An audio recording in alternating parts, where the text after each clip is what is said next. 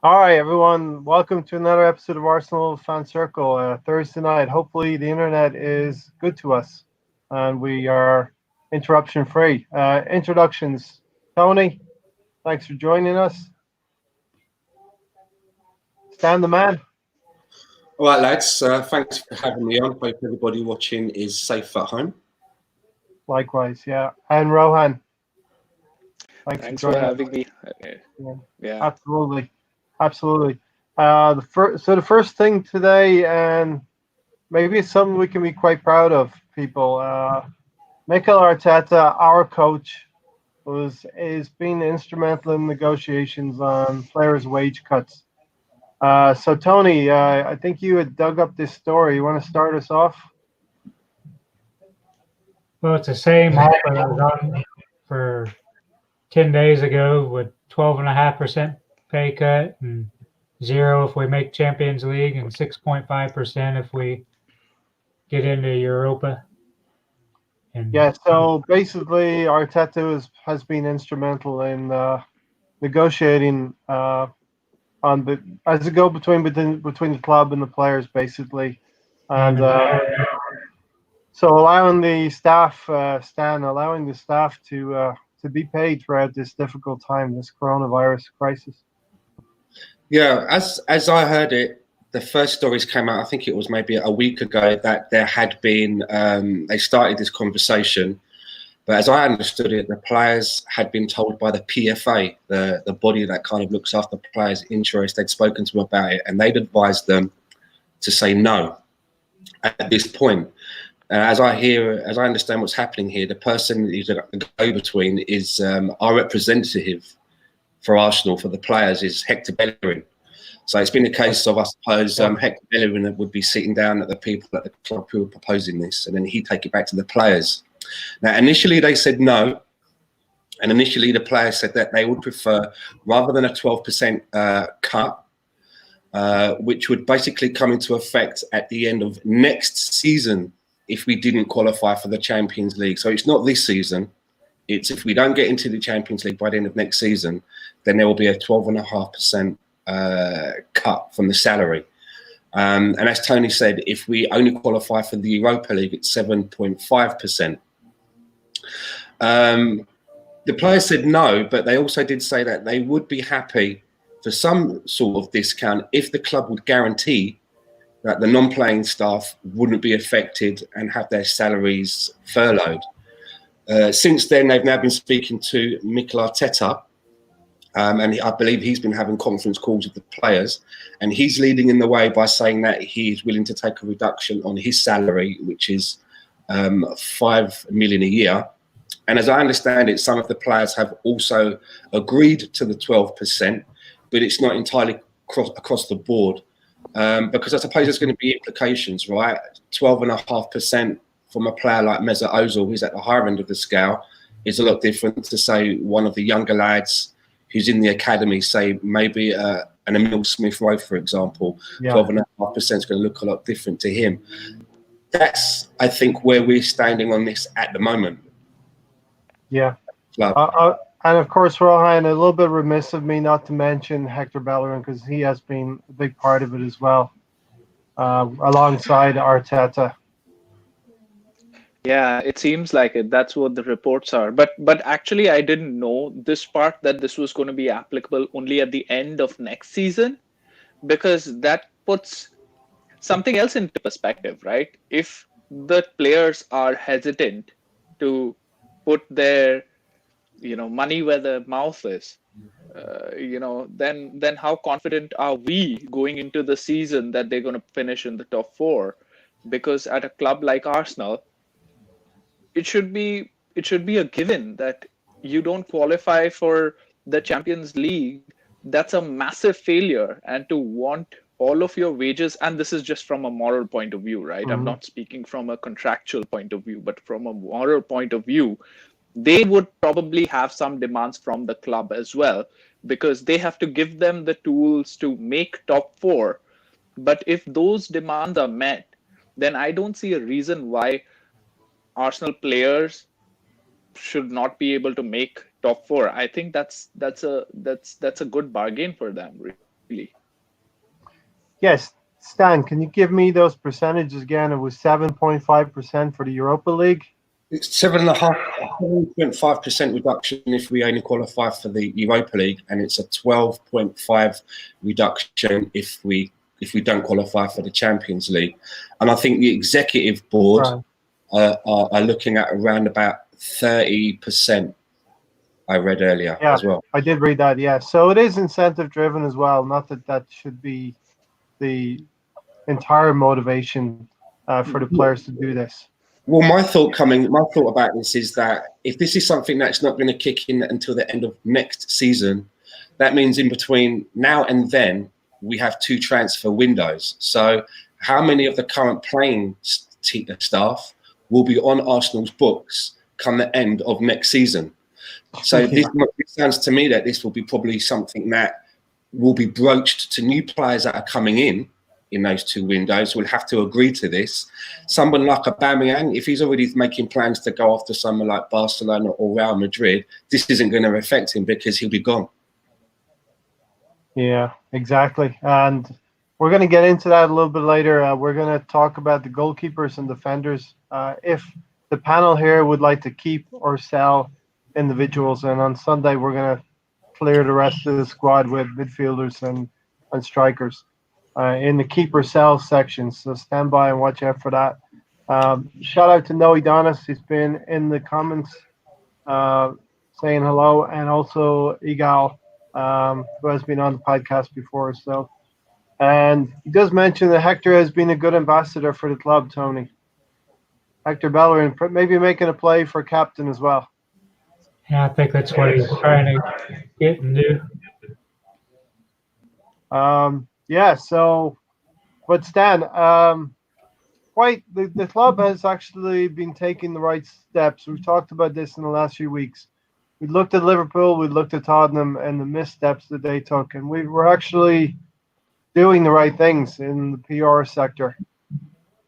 I think there's a couple of sides to this 12.5% for me. It's like if there was no coronavirus thing happening at the moment and people weren't having to automatically look inwards with their finances, I think that this is something that the club would be looking to broach anyway, because we are paying very high wages for what we're actually achieving as a football club, and that does have to be addressed. We can't continue to pay players 200 grand, 350 grand a week if we're not competing at the highest level. The other side to it is that I don't think that it's football players' jobs to prop up the NHS. That's the job of the government to work out. But I do think that the players should have some kind of a moral standpoint to ensure that the non-playing staff are looked after. Mm-hmm. So, I don't know how far you want to move on with this, because there's also, which came out today, about Stan Kroenke is willing to put some money into Arsenal. The story that I was reading is that he's willing to put millions into Arsenal Football Club, and it does talk about helping the club through the coronavirus. So I don't know whether this is a case of the players will agree to their salary cuts will kick in at the end of next year. Meanwhile, it will be business as usual for Arsenal, whereby the owner is going to make sure that non-playing staff and everybody is looked after. But reading the story, it was hard to kind of work out whether he's just covering staff during the virus pandemic, or whether he's investing into the club further, i.e. transfers. And touching on what Rohan said, if players are expecting to take discounts until they can qualify for the Champions League, is the club going to help them to do that on the pitch? So there's still a little bit murky. But even if there wasn't a pandemic, I think that something like this is the way forward at Arsenal. Maybe you do it in a way where you don't have to announce it, and so you turn over high-playing players and you bring players in, and then you talk to them and say, look, this is what we're going to do. We're going to incentivize you. This is what we're going to pay you. Should we reach our goals, then your contracts will be revised. Yeah, I think personally, Stan, this whole situation is just for the interim, hopefully, and when the coronavirus is gone, we have a vaccine for it. which may take up to a year. At that point, we will go back to the same old Arsenal. What do you think, Rohan? Well, hope not. If the same old Arsenal is this Arsenal. If it's the old Arsenal, then yeah, we welcome The that. old But Arsenal. the old Arsenal, back in the days now, really. Yeah. So yeah. I mean, I I don't trust Kroenke until I actually see the money in the club, right? And I don't know why it's such a big deal to pay this non-playing stuff. I mean, it's not that big an amount, you know. You Yeah. have to pay them. Yeah. That's no doubt. There is no Yeah. doubt, and that money needs to be paid. Now, everybody needs to chip in, and like I said the last time, I don't believe that the owner himself should have to put in the money, because if he can't inject the money to buy players, then should he be asked to bail the club out from this? But that was the whole point of FFP, wasn't it? That you should have enough reserves available at any point to withstand any such situation. This situation right now is common for everyone, but it could have been a situation where one owner leaves, and then will the club be sustainable or not? That was the model of FFP, and if everybody followed that, then we should have been good enough to pay everyone right now. So Yeah. that's my perspective. Now, if Stan does, sort of put in money there, that's going to be required, because now it might even affect our future dealings, right? If players coming in now, if they know that next year they're going to face a cut of 12.5% or 7.5%, then they're going to want to see the plan even more. What is the future of the club? What is the decision? Where are we headed? Are we just also Rans? And, even if we aren't like right there in the title challenge next year, they'd want to be in the top four race for sure. No big player is going to come in, or they're just going to add a premium to their salary. Then it won't make a difference, right? It's So all going of to be these factors come into play. it's going to be a little tricky if you buy a new player, and obviously they're going to factor in that percentage into their wages, right? They're going to True. negotiate the 7.5, 10%, whatever it is, Stan, right? It's salesmanship. It's how, when you sit down with the player coming in, it's how you frame it to them. If you say like, okay, right, look, this is your salary, we're going to pay you X, but if we don't, qualify for the Champions League, that figure is going to will go down by 12.5%. If it's Yeah. only you won't pay, it will go down by 7.5%. Or do you look at what you would be paying them? Yeah. Then you take out the 12.5%. And then when you sit down with the player, you say, this is what I'm going to pay you, but as a little bonus, if you get us into the Champions League, we'll give you 12.5% extra as a thank you. Yeah. And if it's only the Europa League, we'll give you 7.5%, 5%. So it all depends. It's not what you say, it's how you say it. Yeah, of course. And, in corporate world, money can come from all different areas as well. I mean, the fact that Stan is pumping some money into the club is actually a good thing. Now he may not do that when things come back to normal and football comes back, but like Igal said here, Arsenal players are set to become the first in the Premier League to agree a voluntary pay cut. It's just not a good thing. We should be proud of this, and yeah, I think we are very proud of this. It is a good thing. Like we mentioned earlier in the podcast, Liverpool had some missteps. Tottenham certainly had some missteps, and some other lower profile clubs in the Premier League as well. So it's a good thing. Have you any of you heard the latest stroke that Tottenham are trying to pull now?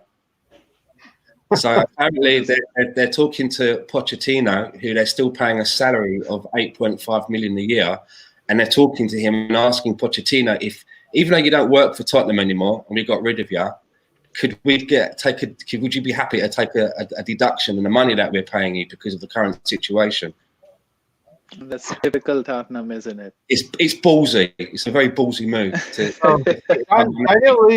Daniel Levy has obviously looked at the books, and he's approaching everyone who has a workable wage or is paid out. And would you take a pay cut? Would you take a pay cut? Right, Tony?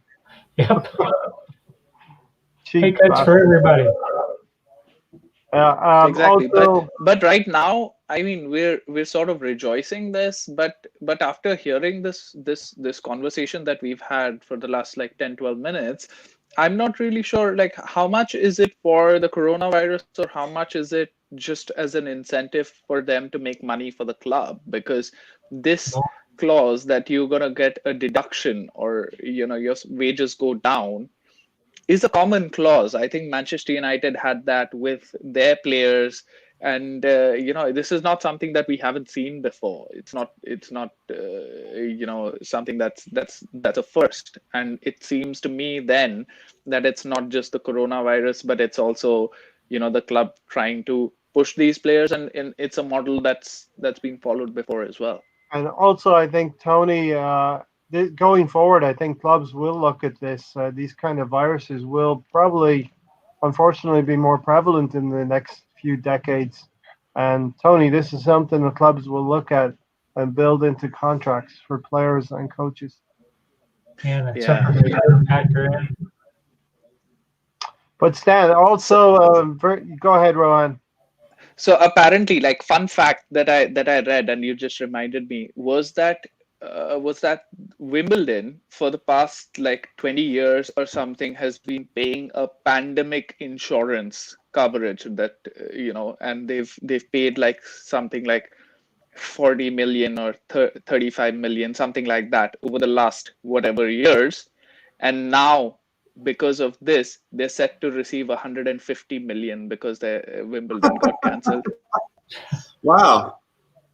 Yeah, I mean, isn't that amazing? I don't think most clubs or leagues don't have that, but Wimbledon was paying it, and Wimbledon's got cancelled, and they're getting a massive payout. The funny thing is, I bet when the insurance man, after the meeting with Wimbledon, when he walked out of there and he got on the phone to the office, I bet he was like to his boss, "You're not going to believe this, but I only sold one of them bloody pandemic policy things that we never get to sell. No one buys them." I bet they were all Exactly. but it's paid off for them, so fair play. Freshly dusted off the shelf, Stan. Yeah. Rohan, last point in this section.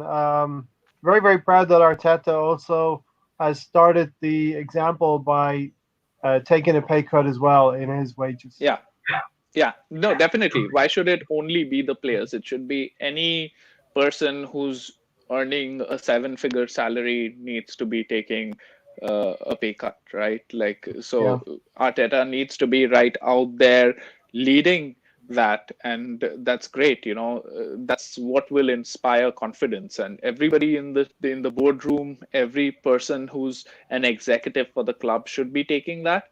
And that's on a moral ground, right? Like it will, right now I feel that the difference between a footballer and a fan or an ordinary worker for the club is just become so massive, which was not the idea of football to begin with, right? And this is their opportunity to sort of connect with the masses again, and which is why I feel that legally it might not be required of them, but morally they have that obligation to sort of contribute, which they can, and it's not going to affect them so massively. Yeah, for sure. Stan, Mikel Arteta, he has been an Arsenal player before. I think this is surely he's connected very, very well with the club and the fans at this point. He saying it's coming from the heart, I believe. He's saying all the right things and doing all the right things. Public relations wise. Well, he's doing a lot more. He's doing a lot more than, for example, the agent of Mesut Ozil is. Saying about the players shouldn't be taking pay cuts. But I looked at the figures. He really got out in front of that story, didn't he, Stan? Sorry. He really got out in front of that story. Oh yeah. Advisor, the financial advisor of the Premier League's most expensively paid footballer was telling players not to accept it. But I was looking at that, and if Mesut Ozil does have to take a 12.5% hit, that'll be just under £3 million that he'll be out of pocket by. But you have to remember his annual salary is around 18 million anyway. Yeah. So and the reason why I'm saying this is because I'm not sure whether imposing a 12.5% figure just across the board is the way to go. You know, Right. I mean, Yeah. the executives are taking up I think it's like a 33%, if I read it right. 33. Yeah. Maybe they should look at it and have maybe percentages depending on what band you fall into. Obviously, those may be at the higher end. If you're earning, 150, 200 grand upwards, 20%. you're in the 12.5 bracket. If you're a little bit below that, maybe you're taking maybe 8% and so on. Because, as I mentioned earlier, some of the youngsters at the academy, fringe players, they're not earning them big, vast amounts. So I'm not sure if just rolling out a 12.5% is even fair. Yeah, I'm gonna keep on touting this. We've been talking about this for a couple of weeks, Dan, and we've been on point. We talked about Liverpool and their misstep, and the last few weeks we talked about the players helping the furloughed workers and not having the same missteps that Tottenham and Liverpool have had. And actually, we talked about having a sliding scale in proportion to your salary, whereas those would pay more than others. Rohan, you had something else? No, it's pretty much the same thing, that it's got to be, you can't blindly enforce something as equality, right? It has to be equity. Equity is what is required. So, Yeah. blindly imposing equality will do injustice. Yeah. A Martinelli, a Saka, Smith Rowe, or these guys, even a Torreira, who's not who's not on astronomical figures compared to your Özils and your Aubameyangs. So it has to be a band, or it has to be according to some sort of sliding scale, in my Sliding opinion, as well. scale. Yeah. Can I Big up yourself. Can I Go just say, ahead.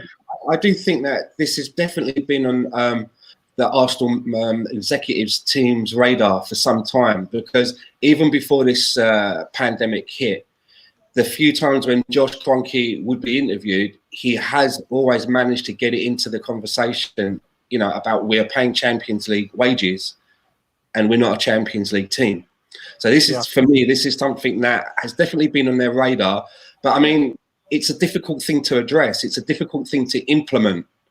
Mm-hmm. And the virus, the pandemic, has probably just helped them.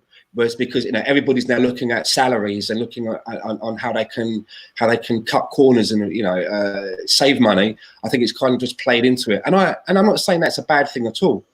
And I do think that wages wise, we are vastly overpaying players. So we had to do this. We had to fall back in line and tighten our belts. We were living in an unsustainable means. It was like, you're living in a tin shack, but outside the tin shack, you've got a Rolls Royce parked up. It's just ridiculous. Let's just go around the panel here and ask this question. I mean, I would hate to think that they're using this epidemic as an excuse, let's say, and maybe I'm not framing this the right way, as a mechanism to reduce the wages of the club. And I would hope that it's the situation that has mandated this more than the need to reduce the wages in the club. What do you think, Stan? I don't think it's an excuse. I just think it's timing, something that they were looking at anyway. You would probably see that some of our big hitters on this wage front would be turned over anyway, and that we seem to be looking at younger players who wouldn't be commanding such big wages. And I just think that the timing of the pandemic has kind of played into that, because now the club is having to look at paying all the non-playing staff. I mean, I don't know how much Arsenal generates on a match day, but it's got to be up and around £1 million, somewhere around that figure, maybe a little bit more, right? 1.2 or something. Yeah, I don't know the figure, but when I did hear it before, it was quite large. Rowan, what do you think about that point? Do you think it's happenstance or the mechanism? No, I think as well. Like I said before, if the pay cut was going to happen next year or now onwards, next paycheck onwards, then I would have thought that this is for coronavirus and this is going to be used for the people, and so on and so forth. But if it's only end of next season, and if they achieve Champions League, then they don't get a wage cut, Yeah. or they get that extra A break. 12.5, like Stan Yeah. said, as a bonus, then that means that coronavirus hasn't had any effect on it, which Right. indirectly means that it's not for coronavirus, and it was going to be something that they were going to implement. And like I said, it's not unheard of. This is something that clubs have been doing for a while. Probably Arsenal got so complacent because we were always in the top four, and this is still new territory for us. Although it's been a few years now, but it's still new territory for us, and that is why we haven't explored that path. But I think, yeah, it's sort of a mix of both, and I can't say that they're just benevolent and they want to give to the people. Otherwise, they would have taken a pay cut, this year onwards. Yeah. And Tony, just to finish out this section, what do you think? I think it's a little bit of both. I think the to be 2 Situation. years The before situation at everybody, hand. I think it's gonna be 2 or 3 years before attendance is back to normal, and Yeah. so they're preparing Yeah. for that, and Yeah. ask them to take a cut for the lack of performance they've been doing on the pitch. So Rohan, shout out to you for that little snippet about Wimbledon. Nice one. Some foreseen or forethought. What do you call this? From foreplanning from Wimbledon, right there, that they Foreshadowing. actually benefited financially because of this. And thanks, Egal, for giving us some of the stats here as well. Here's every Arsenal player's wages per week and per year. Mesut Ozil, 18. Alba, 10 million, and Lacazette, 9 million. So we're going to get into your question next in a second. Then he's typing stuff up like a trooper here. Pepe, funnily enough, 7.2 million, which is a direct multiple of his 72 million. Price tag. Is there anyone that doesn't earn less than 100 grand? Hopefully we're getting down. Torreira seems to be the only guy. We're getting down into that now. And he's actually done it on the sliding scale as well. So there's probably a few players like Saka and all of that in the lower echelons. Saka is only 3,000 a week. So yeah, I know Socrates, when he was at Bush, where we got him from, he was on 40 grand a week there. So he went from 40 grand a week to 92 grand a week. It's not a bad increase. Mm-hmm. Exactly. So shout out to, go ahead, Rohan. Shout out to Igal. That's a massive increase. Sorry. Igal could not sleep, so he's the keyboard warrior tonight. Well, let's get into his question then. He does deserve to have his question answered. Would you sell both Laka and Alba, or keep Alba and lose him on a free?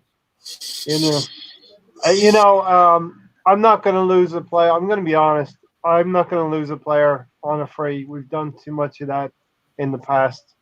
My ideal situation would be Aubameyang would sign the contract, and we would sell Lacazette because he has not performed for me. But not going to lose any more players on a free.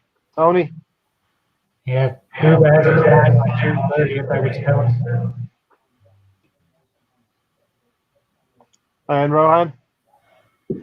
My thoughts on it. So, Yeah.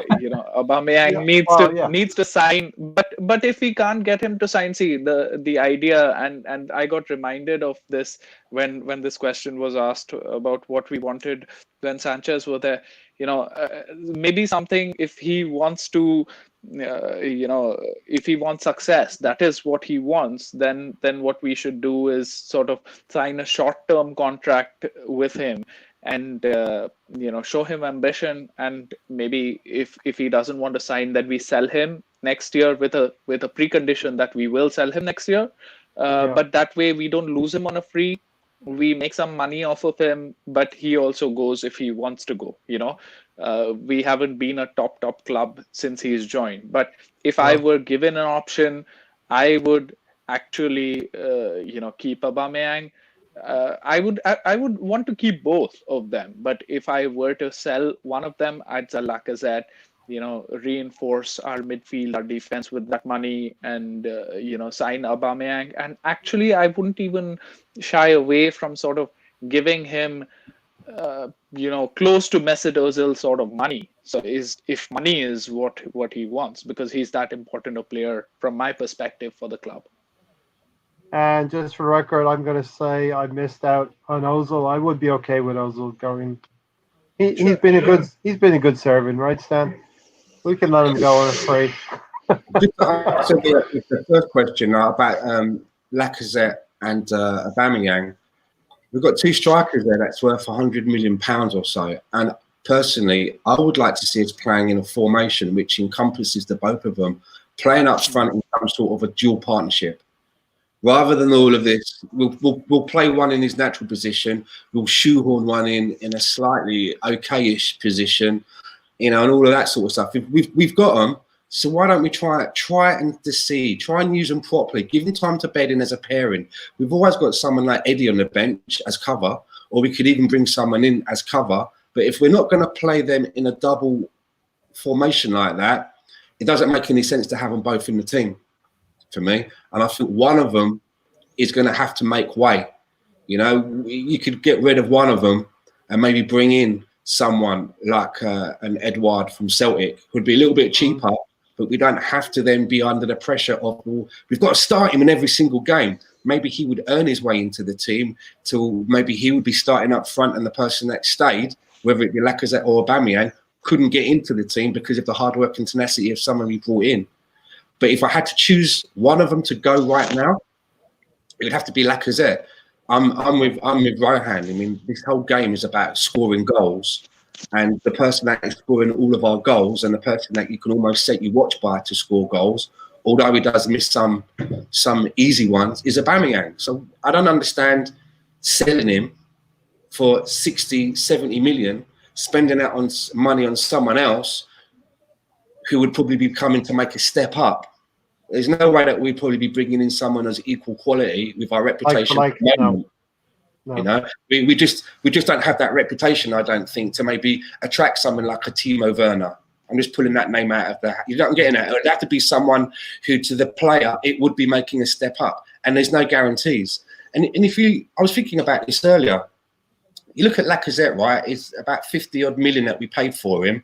If you look at the numbers that he puts up, they're very similar to Giroud's numbers, and in some cases, exactly. If you just look at it just on basis of the numbers, not what games they're in, but just on the stats, Giroud actually has slightly better numbers. And if you look at the difference in what we paid for them, there's a vast difference. What did we pay for Giroud? Was it less than 20 million? So 12 million or something like that. Between 12 and 17. Maybe it was 2012 or something like that. Euros, 12 million pounds.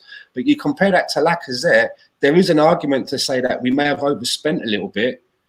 And if somebody like Atletico is willing to give us some good money, maybe we could reinvest that.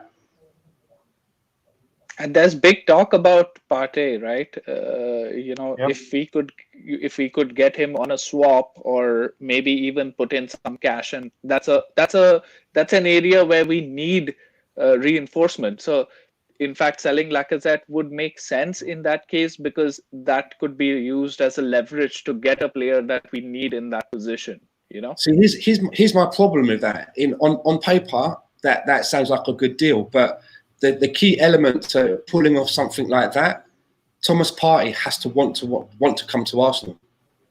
Sure.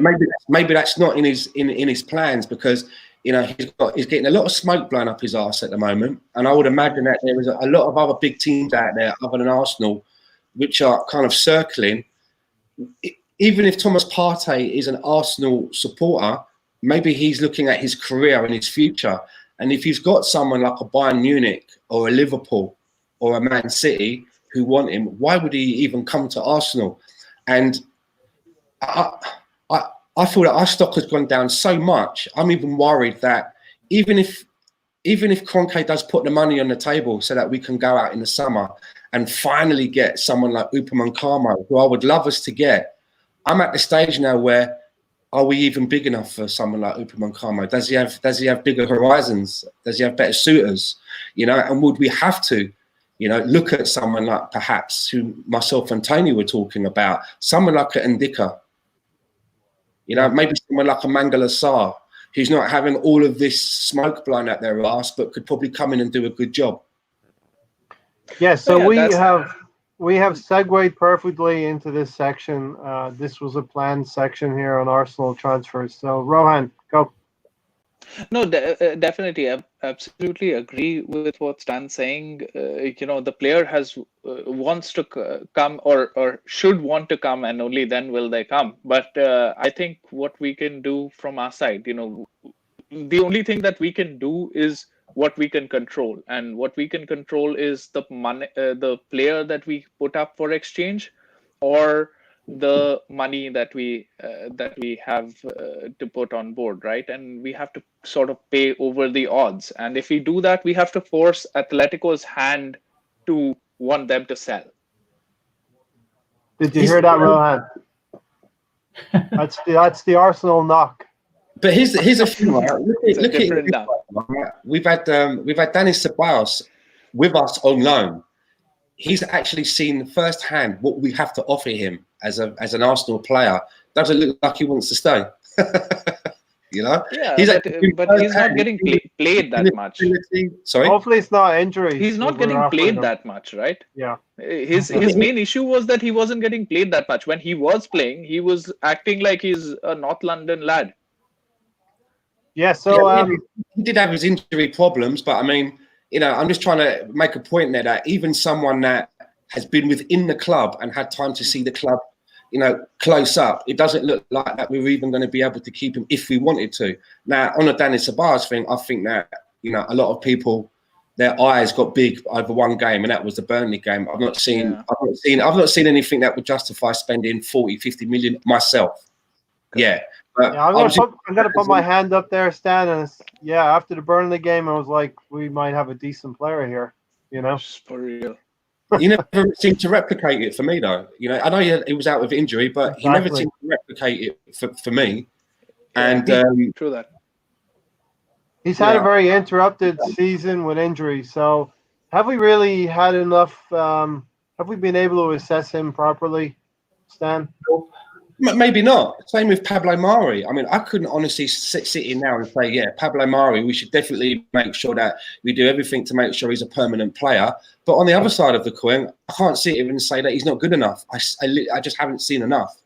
And I would find it difficult for Arsenal to turn around and say, well, they could probably say, well, on the back of what they see of him in training, that they got a good idea. But even still, I mean, we're not even able to train at the moment. So I don't see how Arsenal could go out right now and make a decision and say, we're definitely going to, you know, push the boat out and try and keep this guy. It would be a gamble.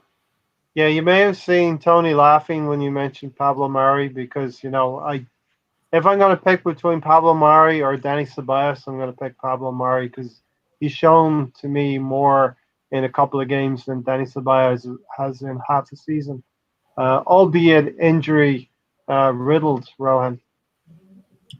Yeah, and that's a position that we probably need more. Because we've got absolute clowns in that position. So yeah. For real, and we're going to get into that. We're going to do the goalkeepers and defenders in the next section. Keep or sell. We will be the coach. We will be the Arsenal. We will make that decision for the Arsenal. But yeah, let's go through a couple of things. Mahir actually sent me a voicemail of all of these. Now, there may be some stories are made up. We touched up on a couple of these things. Are we really just the possibility of Jesse Lingard coming to Arsenal? I mean, are we going to have to... I'm not going to mention his name, Stan. Yeah. Let's start with one of the things we already talked about before a few months ago. Aaron Ramsey will be on a free again. He can't hold down, or Juventus do not want to keep him. Are you interested in Rohan? Are you interested in Aaron Ramsey? Why is he on a free again? Well, Did he he will sign a be. 1 year deal? This is Mahir's information, so I don't know. If he's for free, then I'd take him. Yeah, sure. Why not? I mean, he is a goal scorer from midfield, and if we can keep him fit, he gives something to the team that nobody else gives. But that's goals. He scores important goals, and the issue was that he didn't have a play. And then we can probably play a midfield three in which he's sort of doing an eight role. The problem was that he couldn't do the defensive Injuries. side of it. But I like his he has a massive engine on him, Yeah. and he knows when to go in. He's sort of a shit Lampard, but that's an absolute upgrade on whatever From we what we have. have. So, Yeah. Stan, Aaron Ramsey. Well, with all this when the contract negotiations were going on just before he left, the club and his financial people, they were out by about 20 grand. That's all it was. It wasn't a big vast amount of money. It wasn't like, well, he wanted an extra 100 odd grand on what we were offering, and we said no. There was a disparity of 20 grand. I think it was something like they wanted like about 250 grand. We were offering like 230. So if we're quibbling about a gap of 20 grand, how much is he going to want to be paid? What's his current salary now? Is it 400 grand? 400,000. So he's going to be on a free transfer. We ain't going to pay him that. It's just not going to happen. Now, I was going to go quickly through this one because really it's non-starter, right, Tony? Yeah, I wouldn't take him. He didn't do enough last year. He played plenty of games, and then I don't think the club would admit to having made a mistake on Aaron Ramsey and bringing him back into the fold. They'd be losing a lot of face to take him back, I think. Yeah, exactly. Okay, the next one is Hector Bellerin going to Inter Milan for 35 million. Fake news, or is there something in that, Tony? I would sell him for that. If we could get it, I would sell him also if we could get it for 35 million. I think Hector has been a great ambassador for the club, but it's time to cash in and get something more dynamic at right back. Rohan? I will not judge Hector Bellerin only on this season because he's been injured and he's just come back and all of that. So I would still think that Hector Bellerin can come good. But if somebody is crazy enough to pay 35 million for him, then I think that we could sell him and we'd get a replacement in Aaron's or someone else, and we could invest that money somewhere else. That player could be Antonio Conte of Inter Milan. Stan? For me, with Hector Bellerin, if I was like a new manager, like Mikel Arteta coming into a club like Arsenal and becoming the manager, you got a player like Hector Bellerin. I mean, just what he's doing now with his intermediary talks between players and club, it shows you the value that he has to the club. On the playing side of things, I would still keep Hector Bellerin. I know that he's dropped off the pace a little bit, but for me, when Hector Bellerin has good competition and it's not guaranteed that he's going to be picked every week. For example, when Ainsley Maitland-Niles was getting a few starts and Hector was working his way back from fitness, the times that Hector got put back in the team to help him with his fitness or was given minutes to play, he looked really good. And he looked like captain material as well. His whole attitude. When he doesn't have anybody chasing him for his place, he gets a little bit too complacent for me. So I'd like to see them bring in someone that would be as equal in talent, that would keep him pushing, and may even get to a chance where Hector may be the cover for that person. Yeah. And of course, injuries have not been kind to him this year as well. We've had a tough go of it that way. Let's get into Thomas Partey. Tony. Egal has said that Liverpool may be our competition for his signature. Who do you see? I mean, could he fit in at Liverpool? I think he'd have a harder time fitting there. Tougher to get into the team, but obviously if it's between Liverpool and Arsenal, he's probably going to go to the reigning European champions at this point in time. Rohan? Yeah, I mean, if he has to choose between Liverpool and Arsenal purely in footballing terms, then he would have to choose Liverpool. But that is when I said that we need to pay a little bit over the odds. We need to have a project in. We need to show that he's going to be a vital part of the team. Whereas in in the Liverpool setup, he's going to probably be second fiddle to Henderson. And that might not suit him that well But because he's sort Henderson of a is role. coming to the end of his career. He's going to have a few more Yeah. years left in him. The one thing that kind of riles me a little bit is that players think that they can just walk into a team, and a player should come thinking they're going to make the difference as well, Rohan. You know?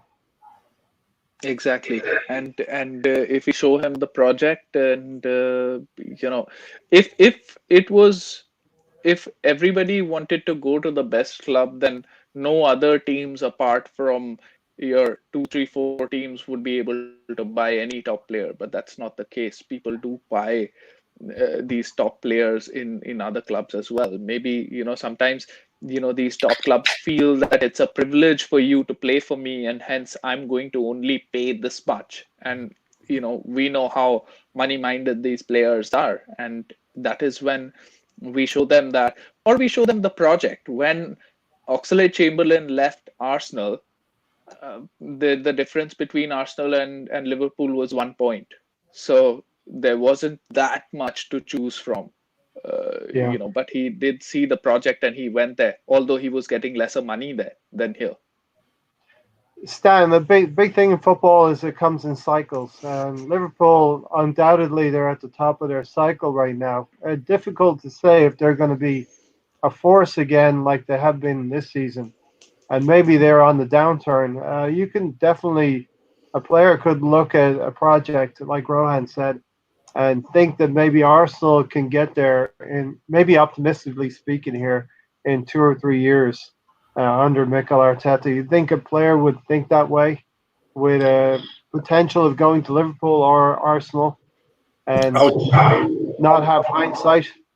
I was just reading right, kid. Thanks for joining us. I was just reading what the kid put in the chat box about Liverpool contact party. Yeah. I mean, if you're being sold a project, right, it all depends who's selling it to you. You've got Jurgen Klopp selling it to you, or you've got Mikel Arteta selling it to you. Right now, you have to say that if you're non-Arsenal, then the draw is going to be Jurgen Klopp because of the success, right? You look at what they've done. You look at what he's done at Dortmund and what he's been able to follow on and improve upon at Liverpool. If you're Partey, whether you support Arsenal or not, surely that's going to be the draw. It's not like we're in the situation we are now, and you've got Arsene Wenger trying to sell you a rebuild that may carry some weight, But Yeah.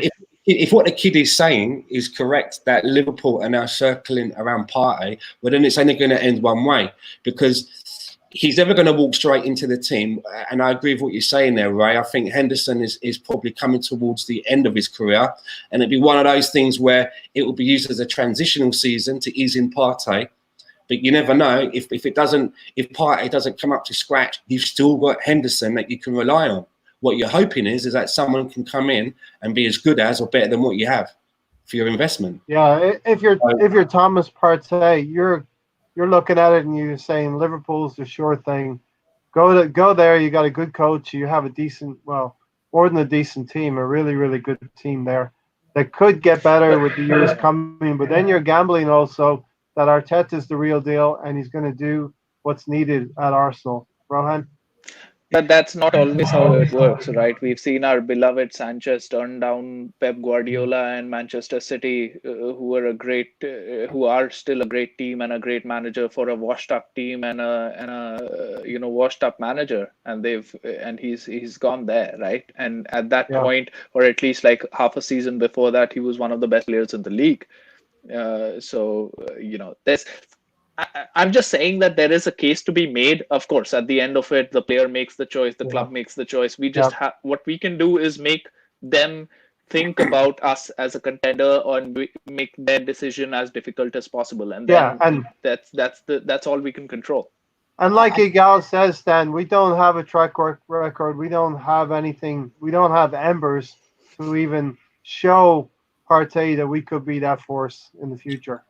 Just want to piggyback there what Rohan said. Let's say let's say it was someone like Leicester coming, yeah, for Sanchez, right? He turned down City, but he turned down City to go and play for Manchester United. And even though they may not be at the top of their powers at the moment, Manchester United is still a big name.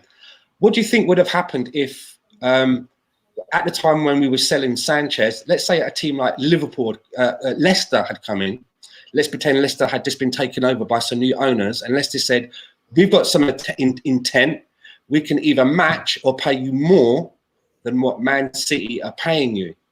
Do you think that with Sanchez, it was about money or about, winning stuff? Both. Do you see where I'm coming from? Because if it was about winning stuff, he probably would have gone to Man City, probably would have still had a nice salary. And a couple of trophies.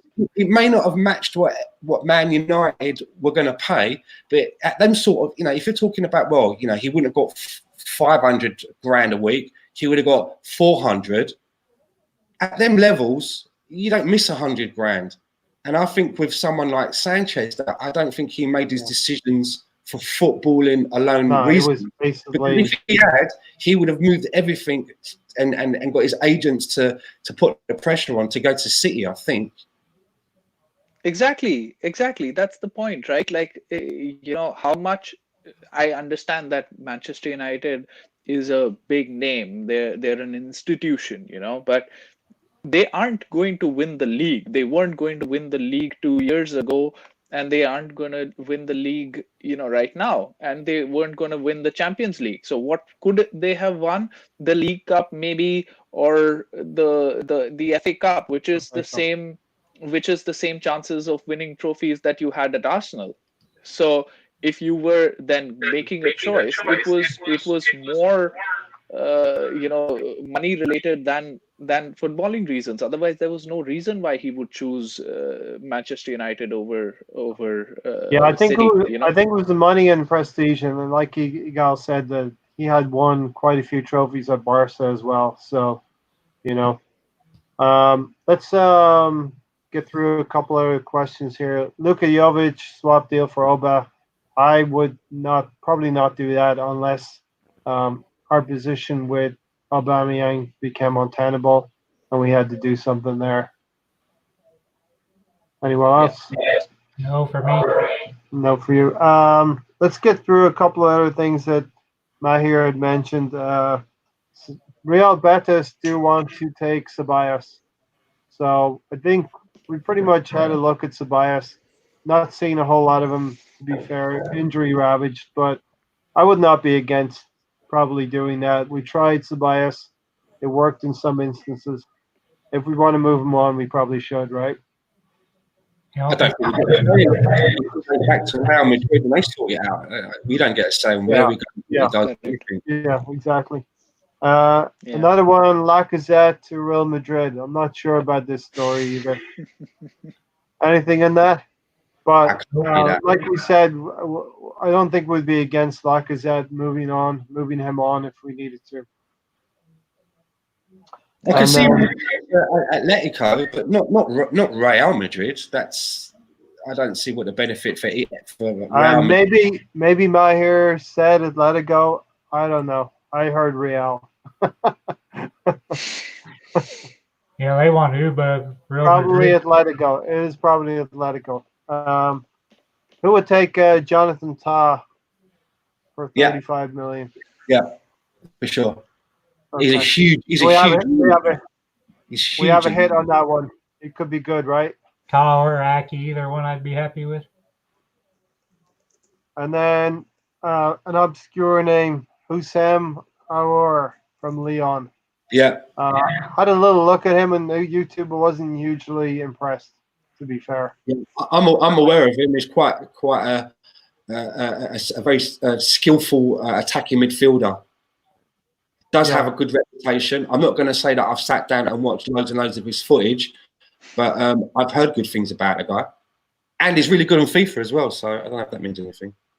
If YouTube clips don't impress you, then how shit is this guy gonna be? Because like I could make a video of myself and I'll impress you. I use the famous YouTube waiting factor, Rowhead, and it's like, okay, he looks pretty good on YouTube, but he still might not be great. You know what I mean?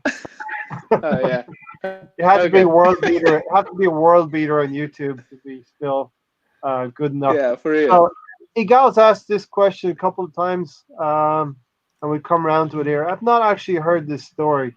Yeah, I read Gilberto Silva, is he right about Mo El Neni and his Vieira comparison, Tony? I don't think he was ever given enough chances, El Nini. I don't think he's as bad as people thought he was. So is Gilberto Silva comparing El Neni in the same footsteps as Vieira? Is that what I'm reading here? He basically said in the article that Gilberto Silva, he felt that Mohamed El Neni never really got as much of a chance, and that if he was given the chance, that we would all see that he'd probably be up there alongside the likes of Patrick Vieira for that position. My take on it is with Mohamed El Neni, when I have seen him play, he's never looked out of place to me. And I'll be perfectly honest, I've never watched him play and think, wow, that guy is out of his depth. However, there are a lot of people on social media that would have you believe that that is the case. Maybe I'm the one that's wrong and they're seeing something that I don't. He's never looked out of place to me. He's always looked tidy. He's always looked very energetic. He seems to have a good attitude about him. Okay, he may move the ball sideways more than he moves it forward, but I always felt that he was him, Joel Campbell, and who was the other striker that we got rid of? Was it Lucas? What was his name? Yeah, I always felt that those three players had a little bit more to offer than what people said. And I don't think that we ever truly got the best out of them, because I just don't think any of those three are as bad as what people say. I'm not saying that they could make us into world beaters, but I think that they definitely had a place in the squad. Listen, yeah, absolutely agree. Because so El Neni, I think I said this last time, because he was, he was mentioned at least for our worst 11, Arsenal worst 11, and I had said that I don't think that he was. Yeah, so I don't think that that he was ever that bad. We paid 5 million for him. He played like a 5 million player. Maybe he could have played a little better, but I never. His comparisons with Vieira definitely that's off the mark. He wasn't going to be a Vieira. If he was, then he would have played much more. But he wasn't a defensive midfielder that you could trust in the biggest games. But he didn't, mess up that much as well. He would do small things which were okay. So he wasn't a world beater really. So that was that. But great thing by Stan. I mean, I was gonna say that that somebody that I thought was better than what we gave them credit for was Joel Campbell, because he performed decently well, and I thought that he was better than Theo Walcott, who got a lot more chances than Joel Campbell did. I don't know what issue Wenger had with him, because he was always shipped over to Benfica, and he just wouldn't play, a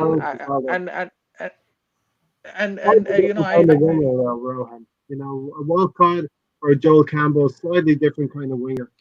Of course, it's difficult to stack one player up against the other, but yeah. Sure. One thing that was a little bit infuriating about Arsene Wenger is he would collect players that he never actually used properly or competently. Just comments. Like Podolski. I don't understand, buying a player and then you don't use them for ages, and then you give them a go, but you play them out of their best position. So what do you expect to see from them? You're not going to see them give you their best game because they're working in a position that they're not used to. Yeah. I kind of felt Arshavin was one of them that we kind of used in a bad way. We've got this little chubby guy that we're expecting to use as a winger. It's just not going to happen. Stick him between Stick him behind the front two, where he can just occupy space, get the ball at his feet, and then work a little bit of magic. But don't expect him to patrol up and down the byline with that little chubby figure. It's not happening.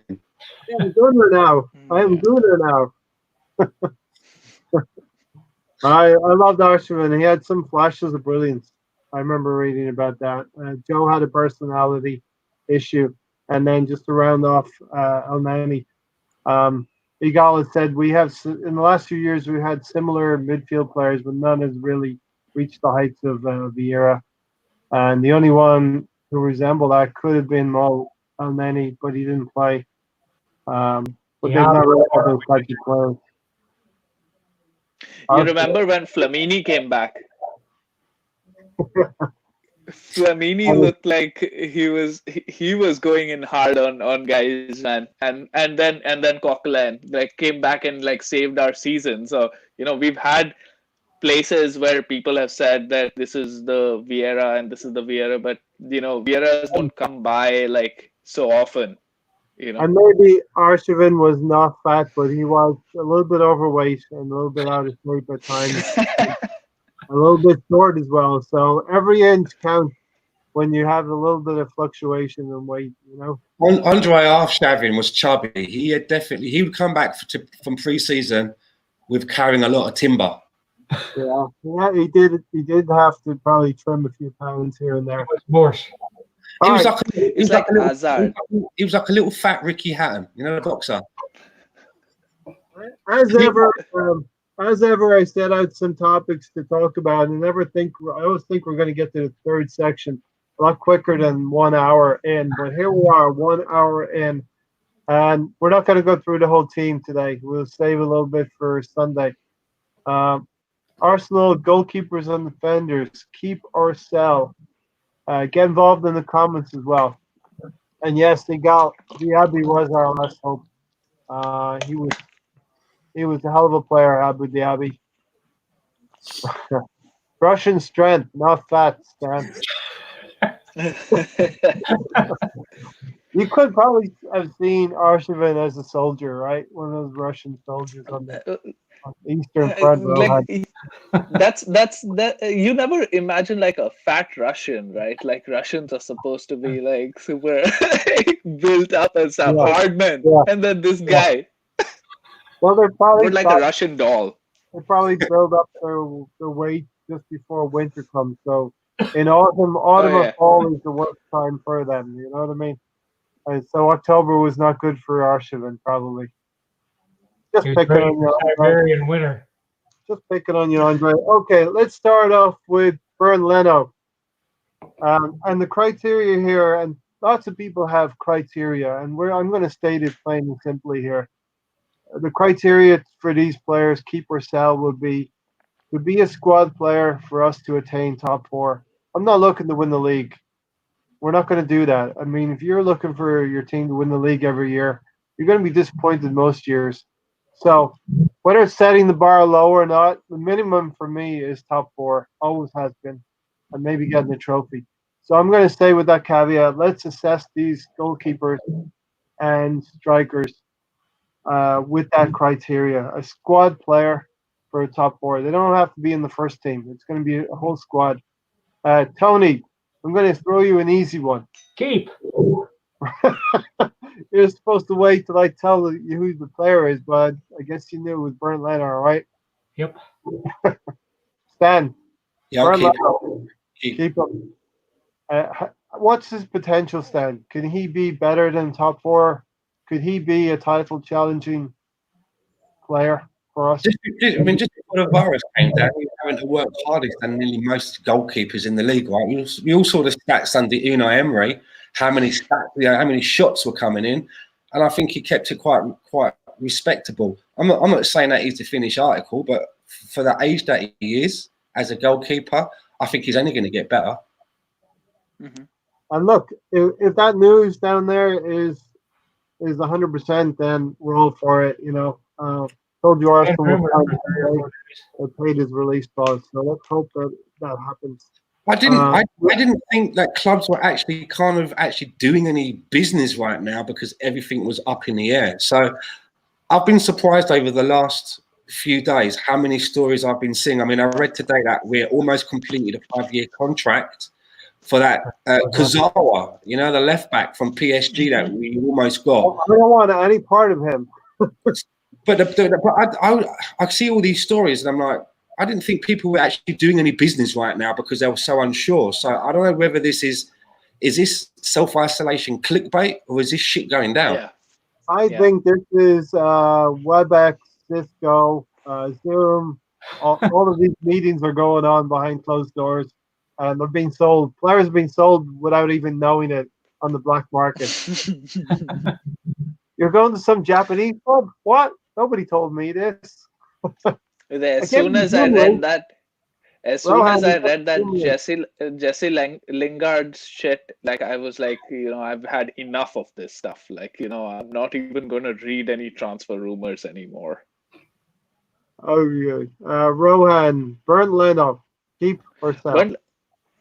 Keep, absolutely keep. He's been one of our top performers. I would even say that he's maybe the third or fourth best keeper in the league. After Edison and Allison. So if he's up there, that's the position that we want to be in, and we keep him.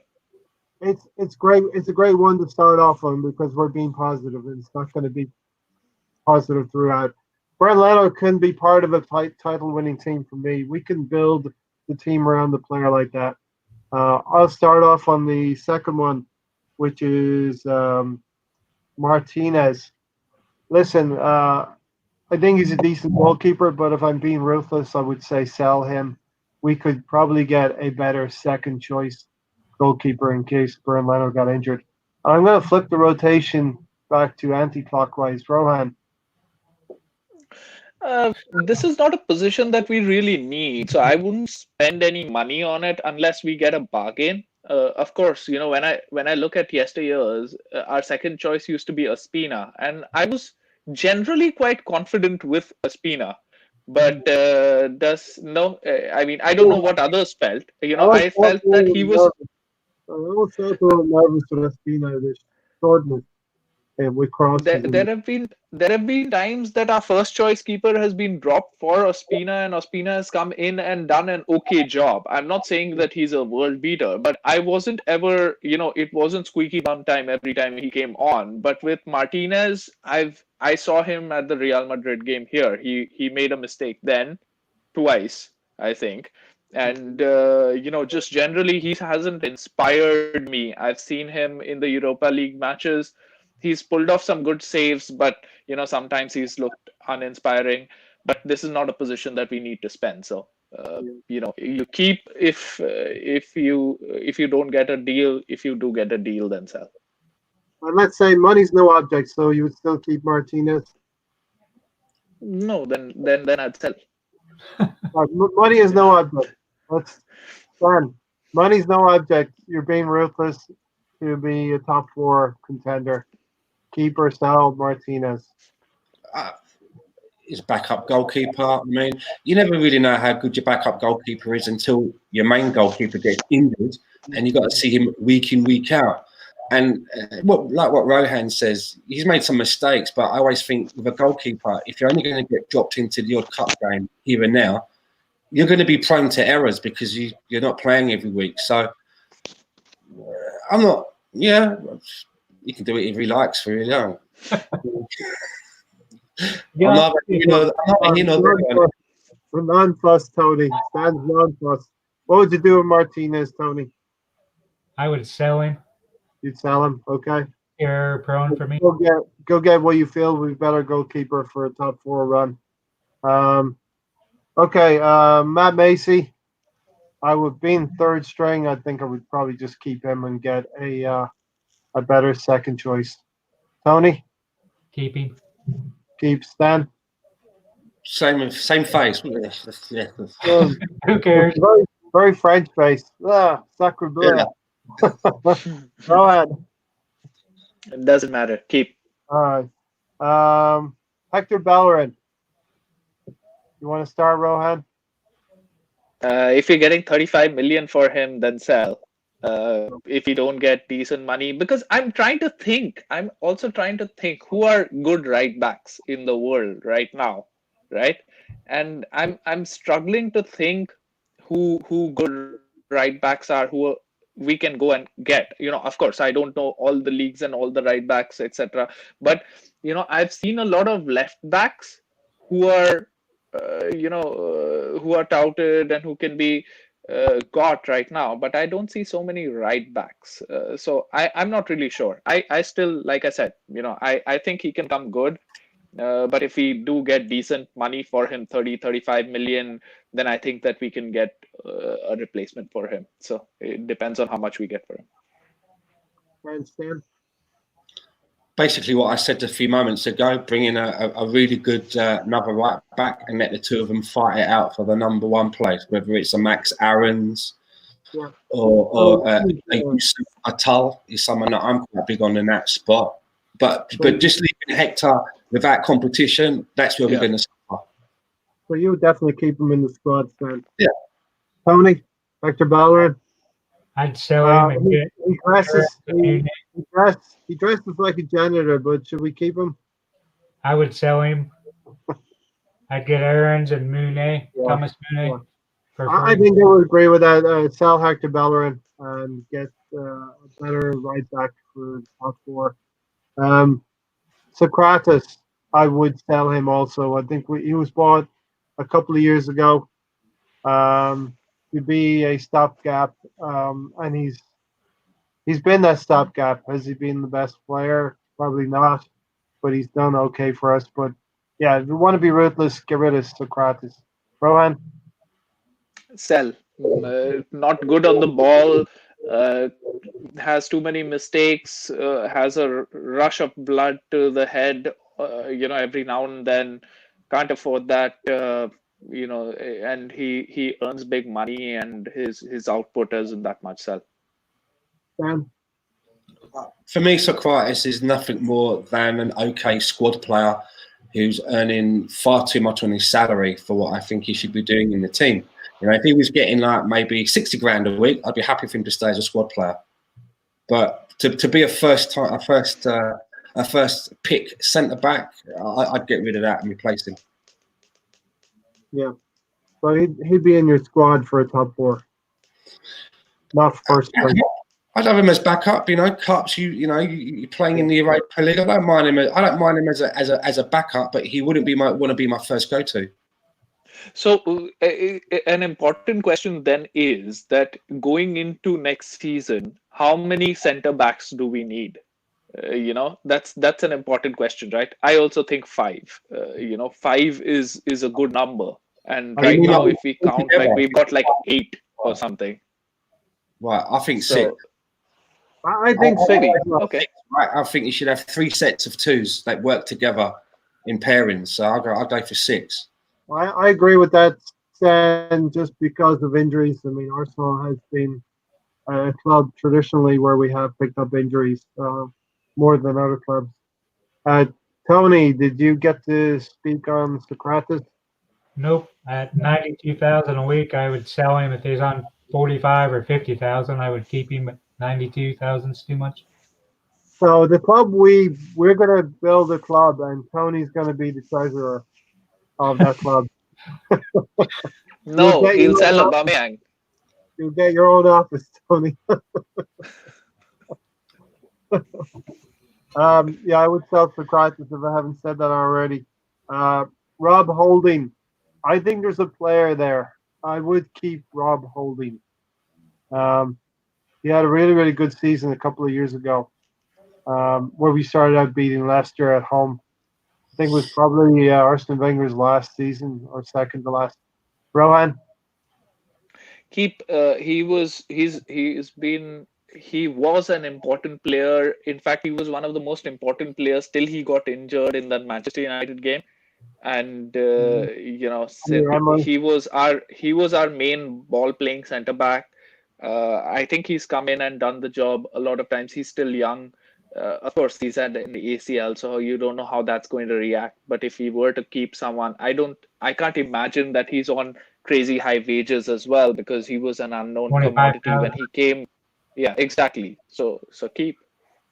And Yeah, I keep him. I think there's more to him than what we've seen, and I think for the little amount that we spent on the investment initially, I think it's still worth persevering with. and Tony. I think he needs to go out on loan. Okay, but basically you're saying keep him, but you wouldn't keep him for your campaign for a top four in your I squad. want You, to keep him past a year if he doesn't show anything on a loan. all right. Colonel Mustard, Tony. It depends who we bring in. Right now, I'd keep him because he's been the best player in the defense since Arteta's came in. Tony, you're going for the top four. You want to build a squad for the top four, and knowing you might get injuries, are you comfortable keeping Mustafi as one of your six defenders? Yep. Okay, then For me, with Mustafi. Mustafi, he's like that wife that just can't like keep it in her knickers and keep shagging all of your mates, and you can't take her to a work function because she's going to try and shag your boss. And now we've moved on from that, and it's 10 years later. There It's she 10 goes years later. again. Did it again. 10 years later, right? And she stopped all the shagging. It's still in there though. I can't forget. And that's the thing with Mustafi. It doesn't matter what he's doing now. He's cost us games. He has cost us games, and he has cost us points. And Cost us 3 Champions Leagues. I just can't see past it. For me, he's got to go. You know what I like about you, Stan? I'm just starting to realize. Nothing. No, there's always a nugget in there. In every podcast, there's one nugget. All So right. you have to you have to wait for it to present itself. And the last nugget was Lichtsteiner. The war is over, and Yeah. here we have it on 1 minute and 1 hour and 15 minutes. Another one. Rohan. So I think you said no, right, Stan? Yeah, gone. Totally Divorce. threw me off with that analogy. Cool. Love it. Rohan. Yeah, so I've just sort of written down right now with Saliba, we've got eight center backs right now. So let me just tell you. So Socrates, Holding, Mustafi, Luiz, uh, Murray, Mavropanos, and Saliba. Actually, that's seven. I wrote Holding twice. So am I missing out on someone? No, it's 7. So that's seven. And Chambers. if we need and Chambers, okay, right. So We so have that's one. eight now. So if we want to have eight, then or if we want to have six, then we can sell only two of these, and otherwise we sell more, and then we have to buy. So that's the logic, and then we've already said that we want to sell Mustafi. So we've got like maybe two more players that we can sell to have a five, and then buy one more. So given that, I think that there are worse players than Mustafi in the squad. But of course, I can't trust him to be the Money's no the object. num. You can get players in, you can sell them, no problem. Money's no object. Then I'd sell him. Then why would you keep him? I think he's on a high. He might be on a high wage as well. He seems like a guy who, if you're paying 90,000. anything, is on a high wage. So 90,000 is just way too much. Then I'd sell him. We will miss him here at the channel. Colonel Mustard, you served us well, Colonel Mustard, but we can move on and we can dedicate podcasts to you in the future. It's over, right? Time to go. Kolasinac, Rohan. Kolasinac, depends on if we are going to get a second choice left back apart from Sure, this. So if that sure. Kurzawa deal is going to happen, Tony will write. if not, Tony will write the check for that. No problem. But you'll let Kolasinac go. right. So if we do get a replacement left back, then yeah, I'd sell him. Otherwise, I think that Tierney is my first choice for it. If not, Saka is proved that he can do a job there. So he's not essential. If we get a better deal, then we sell him. Kolasinac, I'd keep him as backup. Said Kolasinac, you would keep him. I would sell Kolasinac. Tony, At 100,000 a week, I would sell him. But what are you going to do then? You're going to what? Sell Kolasinac and bring in Kazawa? I mean, an unknown quantity that we don't know anything about. I'd rather stick with what I know if it's going to be He backup. scored a Champions League hat trick.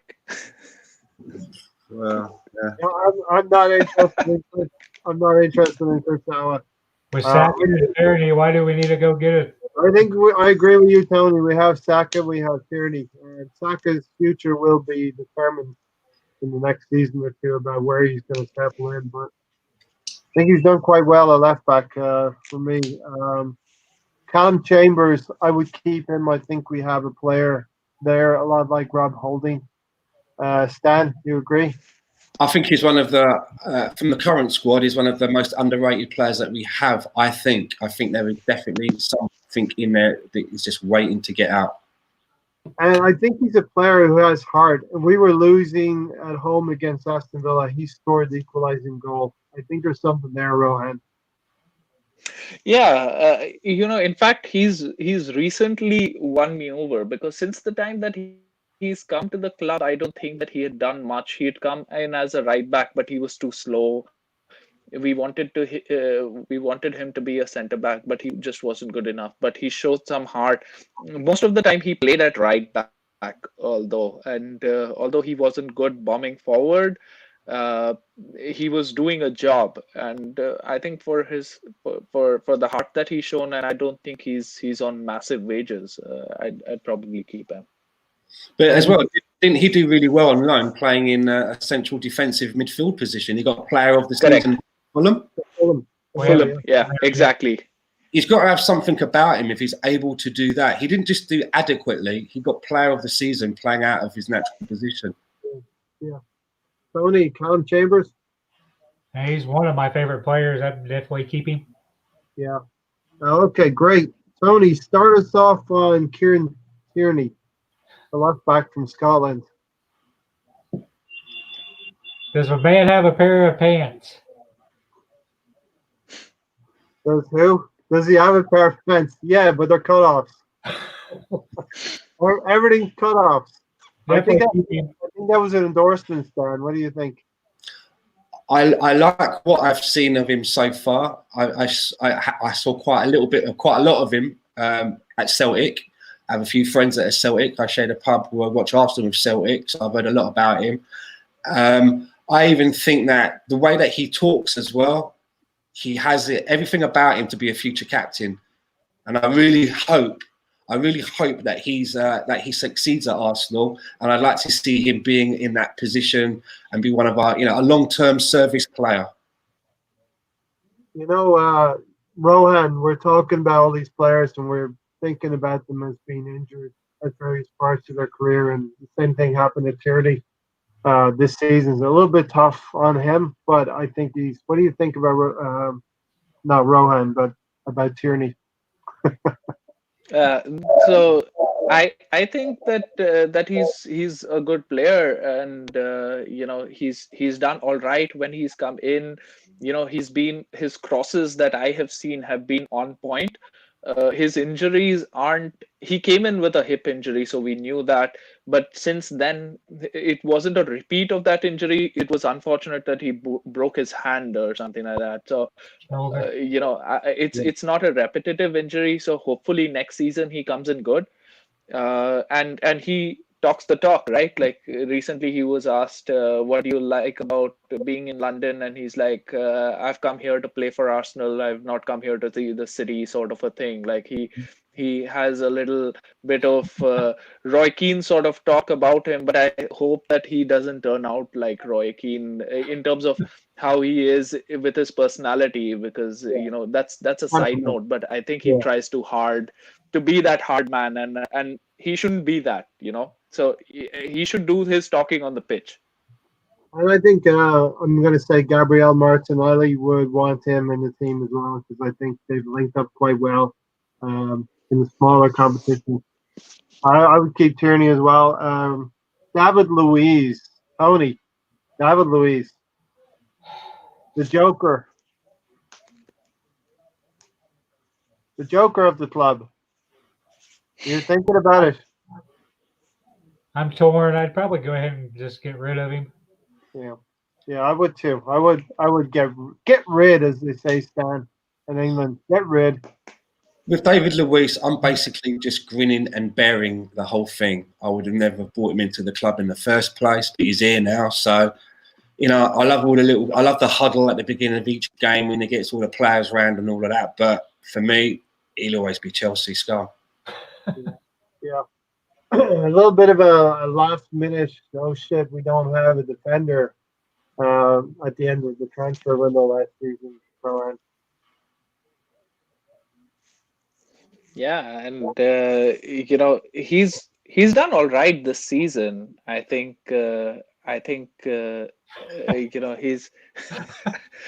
he's he's done all right. In fact, he's been one of our better defenders this season. Uh, but he's also got a mistake in him. He'll give away a penalty. He'll get a red card. This is a Chelsea fan here, Chahat, and he's telling us that Luis is a liability, and then we have to agree, right? You take it from the man who knows, right? Shout out to you. Pretty late where he's from, right, Rowan? No, now it's 10 a.m. So yeah. Oh, nice one. 10 a.m. Couple more to finish up. Pablo Mari. Tony, Pablo Mari. To be decided. Yeah, he had two games to show us when everyone else was crap and he was just getting acclimated into the team. I was quite encouraged. I'm gonna be a fan of Pablo Mari because we have a lot of dead wood everywhere, and he's not the worst of them. Hasn't been shown to be the worst of them. So I'm gonna keep Pablo Mari. Dan? As I said a little bit earlier, I've not seen enough of him to make a decision, and I really hope that the people that are higher up don't make a decision to keep Pablo Mari and then call on going after someone like Upamecano and base that purely on the fact, well, Pablo's already here, isn't he? So it's less hassle. I hope a decision is not taken, in that manner. Glenn, my criteria is a squad player for top four. So if you're comfortable with David Luiz sitting on the bench, and that's not the worst thing in the world, as long as he stays on the bench for most of the season. Rowan, David Luiz. David Luiz, I think David Luiz. We already said he's a liability. It doesn't. So Pablo Mari, haven't seen enough of him. 2 games in. Can we get the loan extended because this season we've just not got our money's worth. The whole point was to assess him for the rest of his season, and we just haven't been able to do that. So if we could extend that loan, I'd like that. Otherwise. In Arteta, we trust. Go ahead, Tony. Said it's $9 million to buy him because we have the option to buy him after the loan. Stan, that brings up Rowan just brings up a great point again. Loan deals this season, we haven't had a chance to fully evaluate the player or a couple of players on the field itself. Well, look at Cedric Suarez from Southampton. Is he going to go back there without even kicking the ball for Arsenal? I mean, we just kicked him to Arsenal. We gave him all of his kits, paid him, and then that was it. We've done charity. Our bit of charity is there. He's next on the list, Ed, but we have to stay with this. It's an interesting thing. We got these loan players, and we're not maybe going to be able to evaluate them and have to make a decision based on. We don't seem to have a lot of loans. Even the people that come in, we bring them in injured anyway, or they get injured, and then the people that we send out on loans tend to get injured a lot as well. and don't end up completing their loan spell. So we don't have an opportunity to bring them back and say, well, are they any good for the first team because they were out? And Glenn said, that's a little harsh. Me and you are going to fall out, mate. He's just trying On to. the one side, Stan's cat is splitting the audience here because on one side he's getting shout outs and on the other side he's like cat out. I still like Tony's fox. Is it a fox or a coyote? We have a canine as well. So shout out to the pets of this world. Seriously. Shout out to that. The dog looks wild, Tony. It doesn't look like a dog, if you know what I mean. It has like a fox or a coyote, something that should be running around in the hills, right? Yeah, one looks like a fox, the other one looks like a coyote. I gotta say, shout out to the pets of the world. We're all indoors, and they're probably getting a lot more attention these days than they ever have done. You know, so yeah. But I'm sure Glenn is just poking fun at you, Stan. Better be. Come on, Sunday, Glenn. We'll talk about it. Right, Stan? Stan, kick us off with, you already did, Cedric Suarez. No. I'll tell you what about Cedric Suarez, and I'll put exactly what my PE teacher wrote on my school report for my 4th year, and it just simply was 2 words: not seen. Not seen. Absent. Dived off. Played through it. Rohan, Cedric Suarez. I haven't seen him. The loan deal. Can we get an extension? When he came in, he could apparently do left back and right back both. I think the idea was that we were thinking that we'd go ahead in the Europa League and we might need him there. I don't think we need him for the left back position because he's probably the 3rd or the 4th choice now if we put Saka in there as well. For right back, can he really give competition to Bellerin, and is he the competition that we want? I don't really think so. So I mean, I'm leaning towards sell. Okay. We'll finish with one player that we're going to talk about today, and we're going to talk about on Sunday, Stan. Can you guess that player? He could be a defender. He could be an attacker. He's Super Saka. Super Saka. With the keeper, Saka.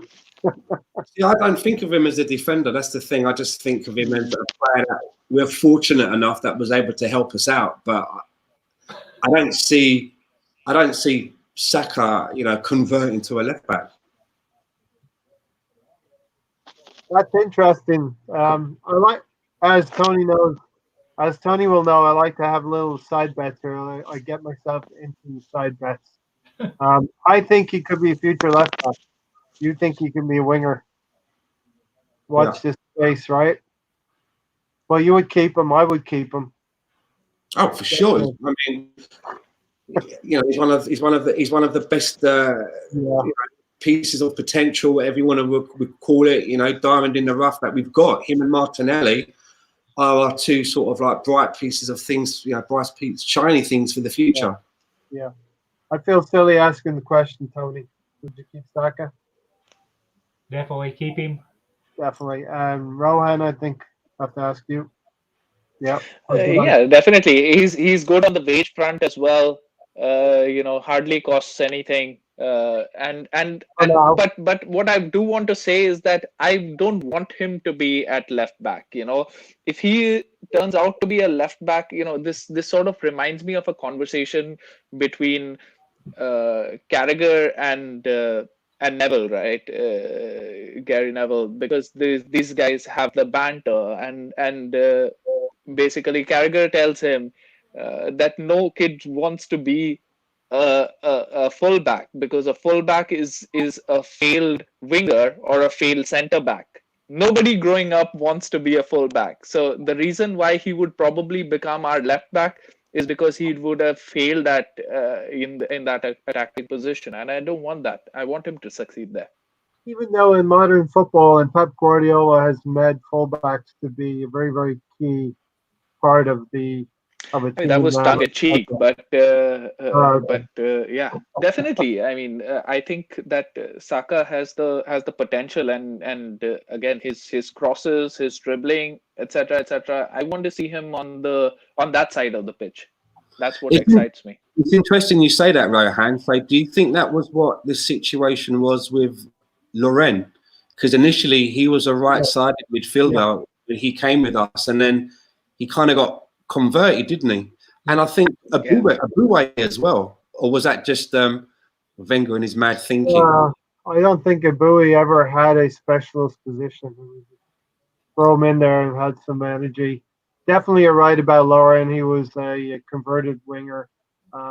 Arsene Wenger, you know, have I do respect Arsene Wenger, even though I do call him out in certain things, Rohan. But he did have a knack.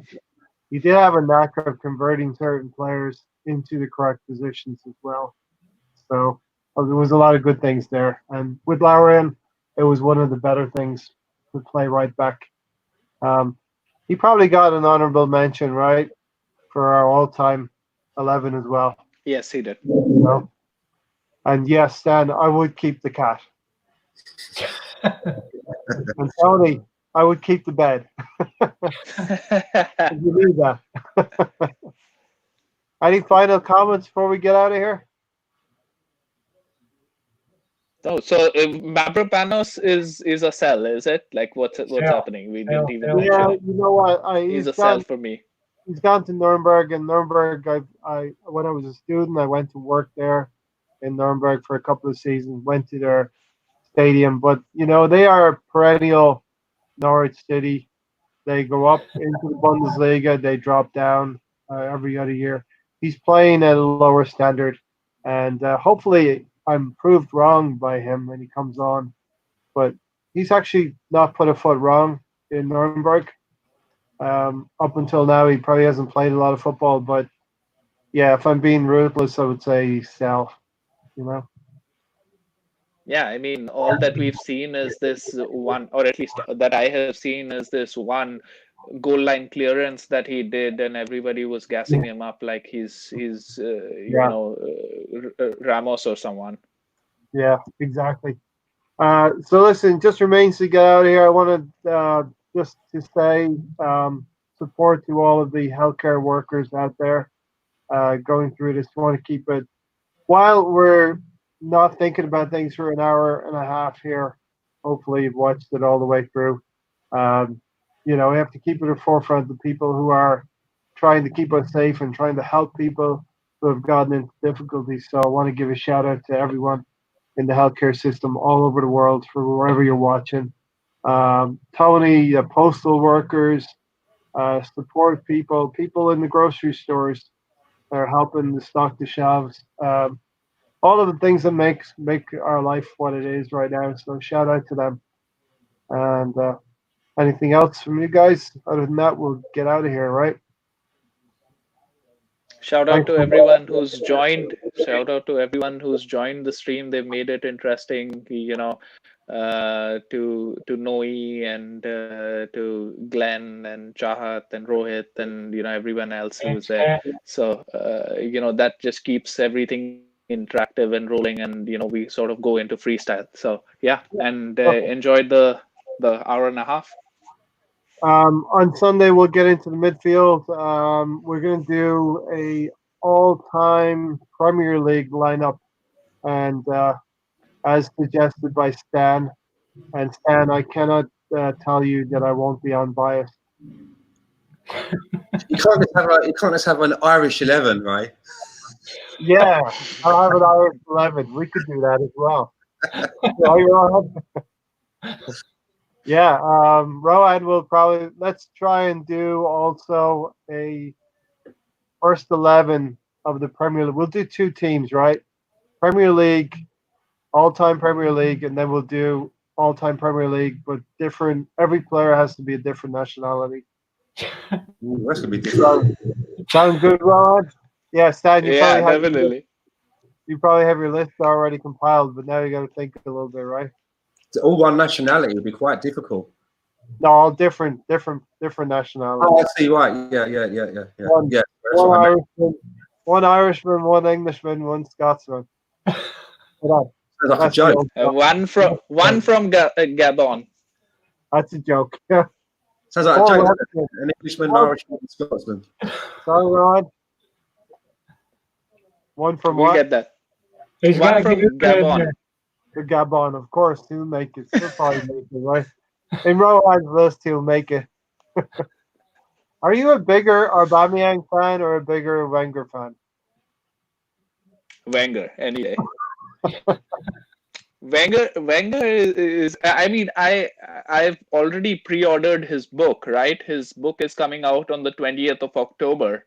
My Life in Red and White, and that's already like a #1 on Amazon for Already? sports and stuff. Wow. His autobiography. So it's coming out in October. So I've already pre-ordered it. That's a I whole hope other he's. podcast, Dan. That's a whole other Yeah. podcast, right? Does anyone know whether you can get it in like audio book format with Arsene actually reading it in his? Oh god, that would be great. Do you know what the most common word would be, Dan? Luke. Look, Luke. Oh man, yeah. All right, from Rohan, from Stan, from Tony, from myself. I hope you enjoyed this podcast. No football, so you have to just listen to us making shit up, right, as we go along. Yeah. Until then, everyone be safe. We talked about it before. Follow your heart and what you need to do. Hygiene, all of that stuff. And stay safe out there. We'll see you at the weekend. Come on, you Gooners. Up the Arsenal.